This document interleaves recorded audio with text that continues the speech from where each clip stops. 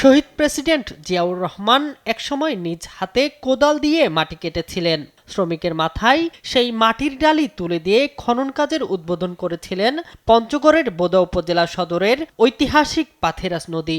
কিন্তু কালের পরিক্রমায় এখন মরাখালে পরিণত হয়েছে সেই প্রমত্তা পাথেরাস নদী। স্থানীয়রা জানান ১৯৮০ সালের দিকে তৎকালীন রাষ্ট্রপতি জিয়াউর রহমান খাল খনন কর্মসূচির আওতায় পাথেরাস খালটি খনন শুরু করেন। বেঁচে থাকা প্রত্যক্ষদর্শীদের অনেকেই সেই সময়ে স্মৃতিচারণ করতে গিয়ে আবেগী হয়ে পড়েন। জিয়াউর রহমান কিন্তু এখানে নিজে এসে খাল খনন করেছিল, মাটি কেটেছিল।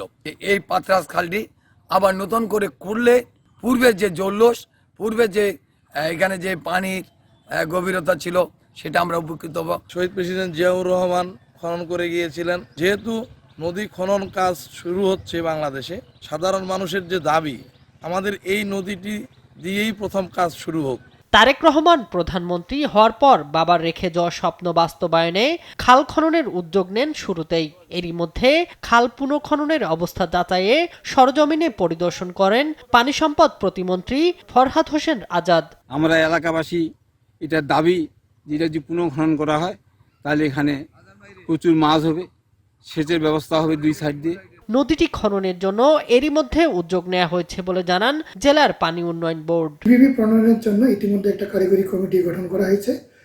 আমরা আশা করতেছি যে এই কারিগরি কমিটি অতি শীঘ্রই সরজমিনে ভিজিট করে একটা দ্রুত কারিগরি প্রতিবেদন দাখিল করবেন। আমরা কারিগরি প্রতিবেদন হাতে পেলে বোর্ডে দাখিল করতে পারবো বলে আশা করতেছে। নদীটির আশপাশে গড়ে ওঠা অবৈধ কলকারখানা উচ্ছেদ করে দ্রুত এই প্রকল্প বাস্তবায়নের কাজ শুরু করার কথা জানান পানি সম্পদ প্রতিমন্ত্রী। কিন্তু এক ব্যক্তি বলে আমাদের এখানে সম্মতি দিয়েছেন যে আপনারা এখানে আপনার প্রজেক্টে বাস্তবায়ন করেন।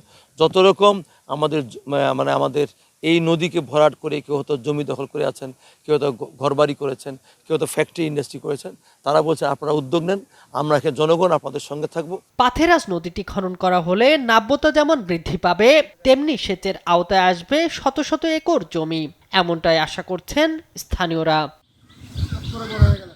শামীম হোসেন, নিউজ ডেস্ক, দেশ টিভি।